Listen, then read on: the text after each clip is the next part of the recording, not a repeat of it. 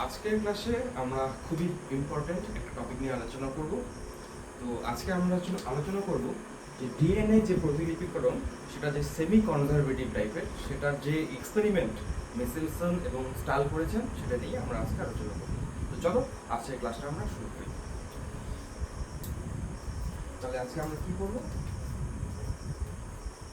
DNA প্রতিলিপিকরণ সম্পর্কিত মেসেলসন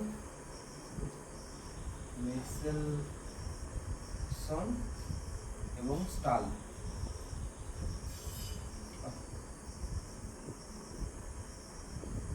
স্টালের experiment,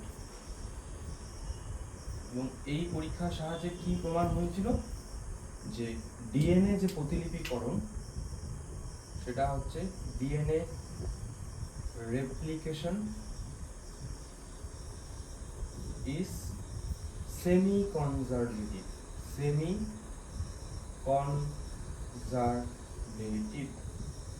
বাংলায় বলে অর্ধরক্ষণশীল। এর মানে কি? অর্ধরক্ষণশীল মানে এই ডিএনএ স্ট্র্যান্ড, মনে রাখবে ডিএনএ প্রতিলিপি হওয়ার সময় আমাদের এই মাতৃ ডিএনএ স্ট্র্যান্ডগুলো খুলে গেল। এইবার এই স্ট্র্যান্ডটাকে ছাঁচ হিসেবে ব্যবহার করে নতুন স্ট্র্যান্ড আমাদের তৈরি হয়। তাহলে এটাই হচ্ছে আমাদের অর্ধরক্ষণশীল ডিএনএ প্রতিলিপিকরণের আমাদের একটা এক্সাম্পল। তাহলে এটা কি?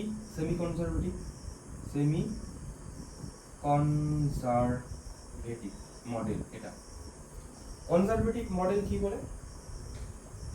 কনজারভেটিভ এই মডেলের মতে ডিএনএ রেপ্লিকেশনের এটা প্যারেন্টাল স্ট্র্যান্ড, এর মতে যখন নতুন ডিএনএ তৈরি হয় তার মধ্যে একটা ডিএনএ স্ট্র্যান্ড আগের মতোই থাকে আর নতুন একটা ডিএনএ স্ট্র্যান্ড কমপ্লিটলি তৈরি হয়। এখানে কিন্তু প্যারেন্ট স্ট্র্যান্ডকে লক্ষ্য করে আমাদের আগের মতো করে হচ্ছে না। তাহলে এটা হচ্ছে কনজারভেটিভ, যে নতুন ডিএনএ এর মধ্যে একটা ডিএনএ একদম প্যারেন্টের মতো দেখতে হবে, আরেকটা ডিএনএ নতুন দেখতে হবে। আরেকটা মডেল আছে আমাদের ডিসপারসিভ মডেল। কি মডেল? ডিসপারসিভ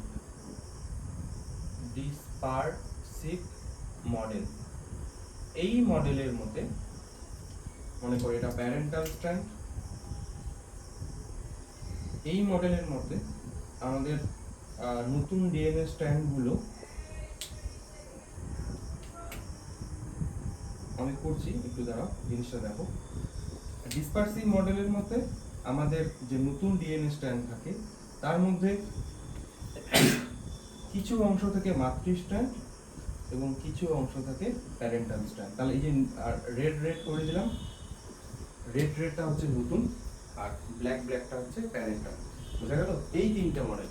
কিন্তু আমরা পরবর্তীতে এক্সপেরিমেন্টের মাধ্যমে দেখি যে এই মডেলটা হচ্ছে কারেক্ট। কিভাবে সেটা প্রমাণ হয় সেটাই আমরা আজকে পড়বো মেসেলসন এবং স্টালের পরীক্ষার মাধ্যমে। চলো ক্লাসটা দেখো।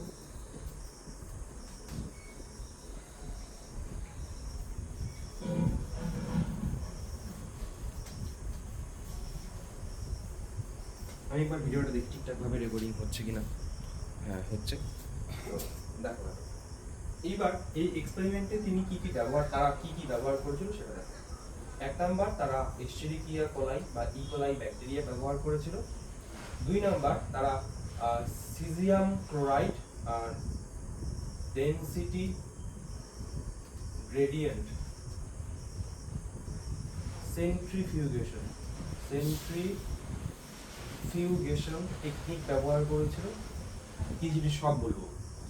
আর তারা নাইট্রোজেনের আইসোটোপ ব্যবহার করেছিল। নাইট্রোজেনের দুটি আইসোটোপ তারা ব্যবহার করেছিল। একটা ছিল N14, এটা হচ্ছে নাইট্রোজেনের লাইট আইসোটোপ, আর এটা হচ্ছে N15, যেটা নাইট্রোজেনের হেভি আইসোটোপ। এগুলোর প্রতি কোনো এই N15টা কিন্তু রেডিও অ্যাক্টিভ বা এমন কিছু কিন্তু নয়। বোঝা গেল এই তিনটা টেকনিক তারা ব্যবহার মানে এই তিনটাকে তারা ব্যবহার করেছিল এই পরীক্ষায়। এবার দেখো তারা সবার প্রথমে একটা বিকারের মধ্যে কালচার মাধ্যমে তারা ইকোলাই যে ব্যাকটেরিয়া সেটা গ্রো করেছিল এবং এই কালচার মাধ্যমে তারা নাইট্রোজেনের সোর্স হিসেবে, তোমরা জানো ডিএনএ এর মধ্যে নাইট্রোজেন বেস থাকে এবং ওই নাইট্রোজেন বেসের যে নাইট্রোজেনগুলো তারা এই কালচার মাধ্যমে কি ব্যবহার করেছিল বলতো, N15 এবিটা। তার ফলে তুমি যখন এই ব্যাকটেরিয়াগুলো থেকে, মনে করো একটা ব্যাকটেরিয়ার কথা আমি বলছি, মানে একটা ব্যাকটেরিয়া, এই একটা ব্যাকটেরিয়া মনে করো তুমি নিলে, আমি জাস্ট বোঝানোর জন্য বলছি, এই ব্যাকটেরিয়া থেকে তোমরা ডিএনএ বের করলে, এইবার এই ডিএনএটাকে যখন তুমি সেন্ট্রিফিউগেশন টেকনিকে ব্যবহার করবে, মনে রাখবে সেন্ট্রিফিউগেশন মেশিন থাকে যেখানে আমরা সেন্ট্রিফিউজ টিউবের মধ্যে আমাদের নমুনাগুলোকে ভরে এই মুখটা বন্ধ করে দেই এবং তারপর স্পিডে ঘুরাই। তাহলে যদি আমরা এই টিউবটাকে ঘুরাই, সেন্ট্রিফিউজ টিউবটা কি করবে, চারিদিকে ঘুরবে মেশিনের। মনে রাখবে ডিফারেন্ট টাইপের সেন্ট্রিফিউজ মেশিন পাওয়া যায়, তার টিউবগুলা মুখগুলা বন্ধ, তুমি যা কিছু দিলে সেগুলো ঘুরবে।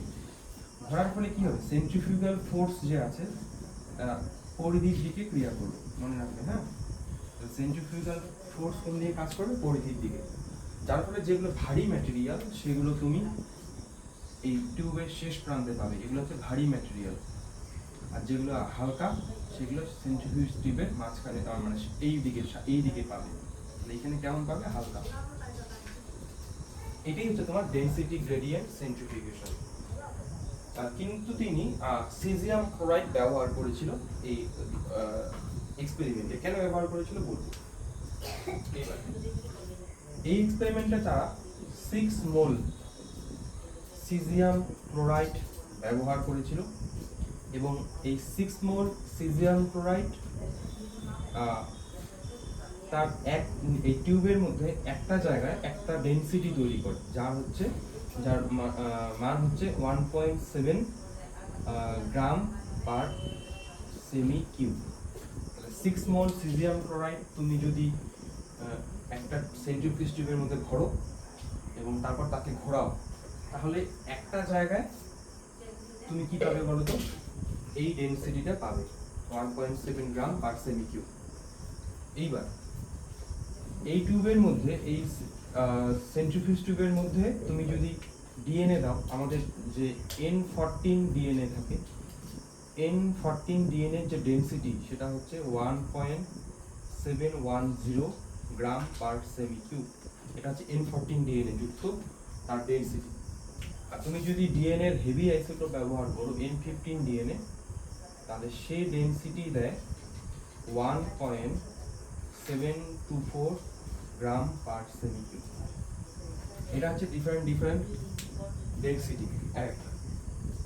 এবার এই এক্সপেরিমেন্টে তারা কি করেছিল দেখো। তো সবার প্রথমে এটা হচ্ছে জেনারেশন 0, মানে এখানে জাস্ট ওই প্যারেন্ট জেনারেশনের ব্যাকটেরিয়া থেকে ডিএনএ তারা নিষ্কাশন করেছে। যেহেতু তারা N15 ব্যবহার করেছিল, এই ডিএনএ এখানে যে বেসগুলো আছে তাদের মধ্যে উভয় ক্ষেত্রে কি আছে, N15, এই স্ট্র্যান্ডের মধ্যেও N15 আছে। তাহলে এবার ম্যাসেলসন এবং স্টাল কি করেছিলেন, তারা এই সেন্ট্রিফিউজ টিউবের মধ্যে সিজিয়াম ক্লোরাইড দিয়েছে, সিজিয়াম ক্লোরাইড, এবং তারপর তারা এই ডিএনএ গুলোকে অ্যাড করেছে। কোনো এক্সপেরিমেন্টে তারা N15 যুক্ত ডিএনএ অ্যাড করেছে, পরের এক্সপেরিমেন্টে তোমরা দেখবে যে তারা আবার কি N14 ডিএনএ অ্যাড করেছে। তো আসবো আমরা। এবার তারা কি করেছিল, এই সিজিয়াম ক্লোরাইড ডেনসিটির একটা গ্রেডিয়েন্ট সৃষ্টি হবে। গ্রেডিয়েন্টের একটা জায়গায় তোমরা দেখতে পাবে যে ডেনসিটি কত থাকবে, একটা জায়গায় ডেনসিটি কত পাবে, 1.7 গ্রাম পার সেমি কিউব। ঠিক আছে। এইবার এই ডেনসিটি গ্রেডিয়েন্টের মধ্যে তুমি যদি N15 অ্যাড করো, এবং অ্যাড করে তোমাকে কিন্তু ঘোরাতে হবে। তাহলে তুমি কি করলে, সিজিয়াম ক্লোরাইড দিলে আর N15 ডিএনএ দিলে। তুমি যখন ঘোরাবে এরকম প্রায় এক ঘন্টা ঘোরালে হবে না, প্রায় 48 থেকে 72 ঘন্টা ঘোরানোর পর দেখবে যে N15 ডিএনএ গুলো একটা ব্যান্ডের সৃষ্টি করেছে এই টিউবের মধ্যে। আমি একটু উপরে লিখি এটাকে। এই ব্যান্ডটা হচ্ছে আমাদের কোন, এই ডেনসিটিটা কত, 1.724 গ্রাম পার সেমি কিউব। এটা কার, N15 এর ব্যান্ড, N15 ডিএনএ এর ব্যান্ড, ঠিক আছে। এবার এই টিউবের মধ্যেই যদি তুমি N14 ডিএনএ দাও তাহলে তুমি আরেকটা ব্যান্ড পাবে যেটা এই সিজিয়াম ক্লোরাইডের ঠিক কাছাকাছি পাবে। এটা এই ব্যান্ডটা কি, N14 এর ব্যান্ড, যার ডেনসিটি কত, 1.710 গ্রাম পার সেমি কিউব। বুঝা গেল? তারা কি করেছিল, ওই সিজিয়াম ক্লোরাইড ডেনসিটি গ্রেডিয়েন্টের মধ্যে এই ডিএনএ গুলো অ্যাড করে তুমি এই টিউবের মধ্যে এরকম করে ব্যান্ড পাওয়া। তাহলে এই দিকে দেখো, এই ডিএনএটার মধ্যে N15 আছে।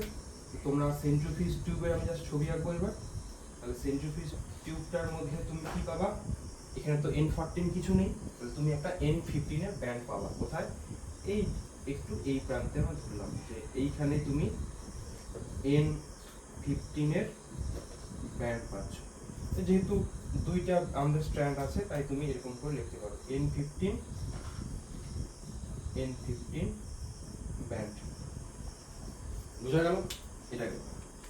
এইবার তারপরে তারা কি করেছেন, এই এক্সপেরিমেন্টে তারা এখান থেকে কিছু ব্যাকটেরিয়া নিয়েছে এবং অন্য একটা কালচার মাধ্যমে গ্রো করেছে।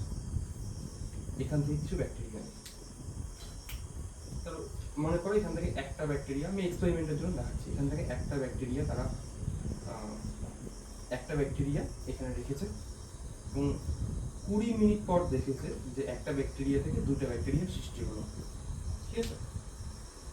এবং এই মাধ্যমে, কারণ ব্যাকটেরিয়ার একটা কোষ বিভাজনের জন্য সময় লাগে হচ্ছে 20 মিনিট, তাহলে 20 মিনিট পর তুমি যদি একটা ব্যাকটেরিয়া রাখো তুমি দুটো বাচ্চা ব্যাকটেরিয়া পাবে। তাহলে এরা হচ্ছে প্রথম জেনারেশন, তাই আমরা কি লিখবো, জেনারেশন 1, ঠিক আছে। তাহলে আমি এই পাশের জিনিসগুলোকে একটু মুছে দিচ্ছি, এই জিনিসগুলোকে একটু মুছে দিচ্ছি। এটা হচ্ছে আমাদের কি, জেনারেশন 1। এবার এই জেনারেশন 1 এর ব্যাকটেরিয়াগুলো এই কালচার মাধ্যমে তুমি এবার কি অ্যাড করবে, N14 আইসোটোপ অ্যাড করবে। N14 আইসোটোপ যদি অ্যাড করো তাহলে এখানে নতুন যখন মানে তুমি এখানকার কোষটা রেখেছো এবং কোষটা যখন ডিএনএ প্রতিলিপিকরণ করবে সে কোন আইসোটোপ ব্যবহার করবে, N14টা। বুঝা গেল? এইবার তুমি যখন এই দুটো ব্যাকটেরিয়া থেকে ডিএনএ বার করবে, মনে করো ডিএনএ বার করলো, তো বার করলে কি হবে, যখন ডিএনএ প্রতিলিপিকরণ হয় আমি প্রথমেই বললাম যে প্যারেন্টাল স্ট্র্যান্ডগুলো কি হয়ে যায়, আলাদা হয়ে যায়। তো দুইটা কালো ছিল, দুটাকে আমি আলাদা করলাম, তাহলে এগুলো কি, N15 এর ব্যান্ড, প্যারেন্টাল স্ট্র্যান্ড আমরা জানি। আর নতুন যে স্ট্র্যান্ড তার কাছে তো N15 এর সোর্স নাই, কি আছে, N14। তাহলে এই নতুন স্ট্র্যান্ডটার মধ্যে এই আমি রেড কালার করলাম, এই নতুন স্ট্র্যান্ডটার মধ্যে কি থাকবে, N14 থাকবে। এই নতুন স্ট্র্যান্ডটার মধ্যে কি থাকবে, N14 থাকবে। বুঝা গেল? তাহলে তুমি যখন আবার সেন্ট্রিফিউগেশন করবে এই টিউবটার মধ্যে, মনে করো তুমি সেন্ট্রিফিউগেশন করছো, তাহলে তুমি কি পাবে, এবার কি তুমি N15 এর ব্যান্ড পাবে না N14 এর পাবে, তুমি ইন্টারমিডিয়েট ব্যান্ড পাবা। মানে এটা একটু দূরে, তার একটু কাছের দিকে পাবা একটা স্ট্র্যান্ড,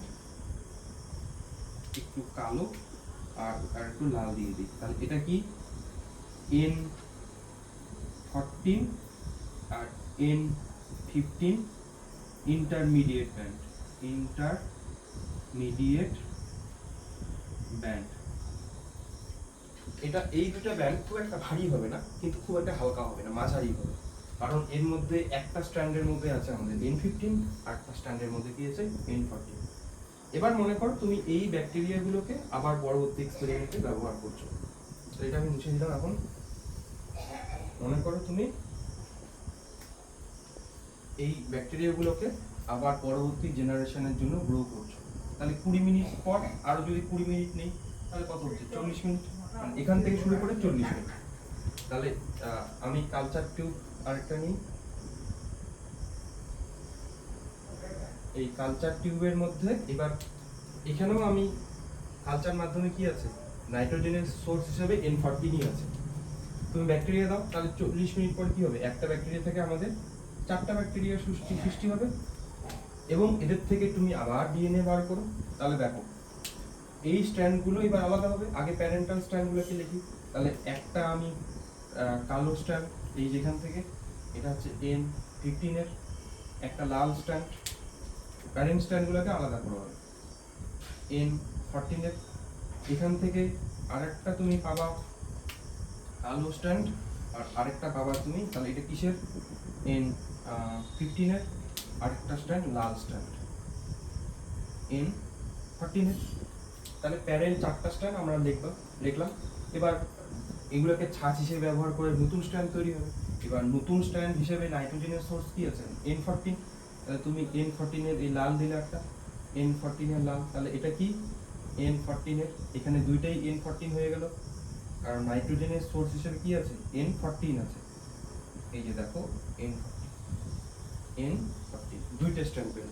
তাহলে এবার তুমি যদি ডেনসিটি গ্রেডিয়েন্ট সেন্ট্রিফিউগেশন করো, ডেনসিটি গ্রেডিয়েন্ট সেন্ট্রিফিউগেশন যদি করো, তাহলে কি হবে, তুমি কি পাবে, তুমি পাবে আমাদের একটা দুইটা পাবে ইন্টারমিডিয়েট ব্যান্ড। এই একটা দিলাম আর একটা ইন্টারমিডিয়েট দিলাম, আর পাবে দুইটা তুমি লাইট স্ট্যান্ড। দেখো দুইটাতেই N14 আছে, তাহলে এই একটু এদের আগে তুমি একটা লাইট স্ট্যান্ড পেয়ে যাচ্ছ। তাহলে এটা কিসের, N14 এর স্ট্যান্ড আমরা ব্যান্ড পাবা, আর এখানে তুমি কি পাচ্ছ, N15 আর N14 এর আরেকটা স্ট্যান্ড পাচ্ছ। এখানে তুমি এটাকে N15 ও করতে পারো, এখানে N14 এ পাচ্ছ। বোঝা গেল? তাহলে দেখো এর পরের জেনারেশন যদি তুমি যাও 60 মিনিট, তাহলে আরো সেম স্ট্যান্ড পাবে এরকম করে, এটা খুলবে, তারপর আবার নতুন N14। তাহলে এই পরীক্ষা দেখে তুমি কি বুঝতে পারছো যে যত তুমি এক্সপেরিমেন্টটা করবে এই লাইট যে স্ট্র্যান্ডটা তার সংখ্যা বাড়তে থাকে। আমি করে দিই, তুমি যদি 60 মিনিট পরে দেখো, তাহলে 40 মিনিট, এটা হচ্ছে 60 মিনিট, তাহলে 60 মিনিটে তুমি কি পাবে, 60 মিনিটের মধ্যে তুমি এই ব্যাকটেরিয়া 8টা পাবে, 1টা 2টা 3টা 4টা 5টা 6টা 7টা 8টা পাবে। এবার ডিএনএ যদি খোলো, তাহলে এই কালোটা একটা স্ট্র্যান্ড খুলে গেল, তাকে দেখে নতুন আরেকটা স্ট্র্যান্ড, এই লালটা খুলে গেল, তাকে দেখে আরেকটা স্ট্র্যান্ড, এই লালটা খুলে গেল, আরেকটা স্ট্র্যান্ড খুলে গেল, এটা দেখে নতুন একটা স্ট্র্যান্ড, এটা দেখে নতুন একটা স্ট্র্যান্ড। এটা যদি দেখো, এই কালোটা খুলে গেল, মানে N15 এরটা খুলে গেল, তাকে দেখে নতুন একটা স্ট্র্যান্ড, এই লালটা খুলে গেল, তাকে দেখে আরেকটা স্ট্র্যান্ড, আরেকটা লাল দুইটা আছে, এই একটা স্ট্র্যান্ড, এই আরেকটা, একে দেখে নতুন আরেকটা, একে দেখে নতুন আরেকটা। বুঝা গেল? তাহলে তুমি যদি এবার ডেনসিটি গ্রেডিয়েন্ট সেন্ট্রিফিউগেশন করো, তাহলে তুমি কি পাবে, তুমি পাবে ইন্টারমিডিয়েট ব্যান্ড, এটা একটা ইন্টারমিডিয়েট ব্যান্ড, আর তুমি লাইট ব্যান্ড কয়টা পাবে, 1টা 2টা 3টা 4টা 5টা 6টা। তাহলে ডিএনএ এর পরিমাণ বাড়ছে, মানে ব্যান্ডটা আস্তে আস্তে কি হবে, মোটা হচ্ছে। এইখানে যা ছিল তার থেকে তুলনায় আমি ব্যান্ডটা কি করব, মোটা করব। তাহলে ডিএনএ যদি সেমি কনজারভেটিভ হয় তবেই তুমি এই ব্যান্ডটা মোটা পাবে। যদি ডিএনএটা এই সেমি অর্ধরক্ষণশীল মডেল না ফলো করত, তাহলে তুমি এই প্রথম ধাপে কি পেতে, যদি অর্ধরক্ষণশীল হতো তাহলে একটা স্ট্র্যান্ড কি পাবে, N15, আর একটা স্ট্র্যান্ড টোটালটাই পেতে তুমি নতুন ডিএনএ। তাহলে তুমি ডেনসিটি গ্রেডিয়েন্ট সেন্ট্রিফিউগেশনে কি পাবে, একটা একদমই N14 পেতে আর ব্যান্ড পেতে, আর একটা একদমই N15 এর পেতে। কিন্তু অ্যাকচুয়াল এক্সপেরিমেন্টে কি আমরা এটা পেয়েছি না, আমরা কোনটা পেয়েছি, ইন্টারমিডিয়েট পেয়েছি। আর ইন্টারমিডিয়েট তখনই হবে যখন একটা স্ট্র্যান্ডকে ছাঁচ হিসেবে ব্যবহার করব। তাহলে যখনই আমরা ডিএনএ এর মধ্যে মানে সেন্ট্রিফিউজ টিউবের মধ্যে দেখব এরকম ব্যান্ড, আমরা ব্যান্ডগুলো দেখেই বুঝতে পারবো যে ডিএনএটা সেমি কনজারভেটিভ ভাবে কি হয়, প্রতিলিপি হয়। আশা করি এই এক্সপেরিমেন্টটা তোমাদের বোঝা গেছে। এখান থেকে কিছু ম্যাথের কোশ্চেন আসতে পারে, তো তোমরা চাইলে এখান থেকে ফটো তুলে নিতে পারো। ভালো করে এটা বই থেকে এবার পড়বে, বইয়ে একটু গন্ডগোল হতে পারে দেখে, ভিডিওটা চাইলে আরেকবার দেখবে যদি বুঝতে অসুবিধা হয়। আশা করি তোমার প্রবলেম হবে না। তো ভিডিওটি দেখার জন্য অসংখ্য ধন্যবাদ।